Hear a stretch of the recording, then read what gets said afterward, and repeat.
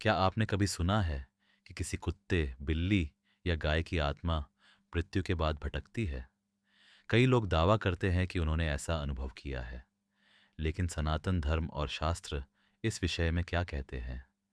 आज हम जानेंगे एक ऐसा सत्य जो डर नहीं बल्कि शांति देता है। सनातन धर्म में आत्मा को अमर माना गया है।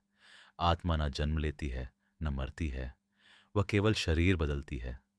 लेकिन मनुष्य और जानवर की योनि को शास्त्रों ने अलग अलग बताया है। इसी अंतर को समझे बिना हम यह नहीं जान सकते कि क्या जानवरों की आत्मा भी भटकती है या नहीं।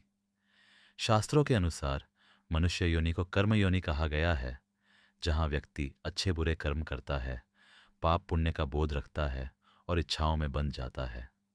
वहीं जानवरों की योनि को भोग योनि कहा गया है। जानवर न तो जानबूझकर पाप करता है, न पुण्य का अभिमान रखता है। वह केवल प्रकृति के नियम से जीवन जीता है। इसी कारण गरुड़ पुराण में संकेत मिलता है कि जो जीव पाप पुण्य के बंधन में नहीं पड़ता, उसकी आत्मा को प्रेत योनि या भटकाव नहीं मिलता। मृत्यु के बाद जानवरों की आत्मा का क्या होता है? शास्त्रों के अनुसार जानवर की मृत्यु के बाद उसकी आत्मा अधिक समय तक पृथ्वी से नहीं जुड़ी रहती।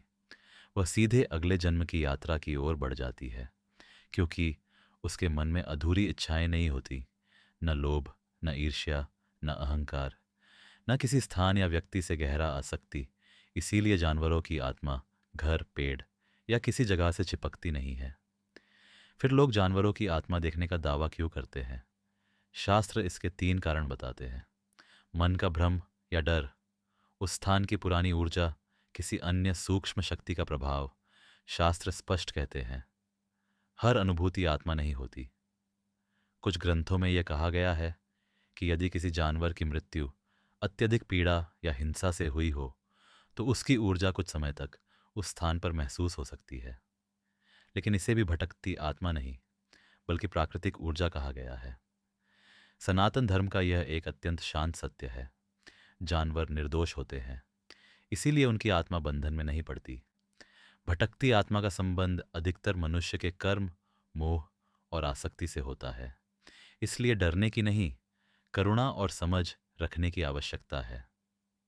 अगर आपको ऐसे सनातन और आध्यात्मिक रहस्य पसंद है, तो चैनल को सब्सक्राइब करें, क्योंकि यह ज्ञान डर फैलाने के लिए नहीं, मन को शांत करने के लिए है।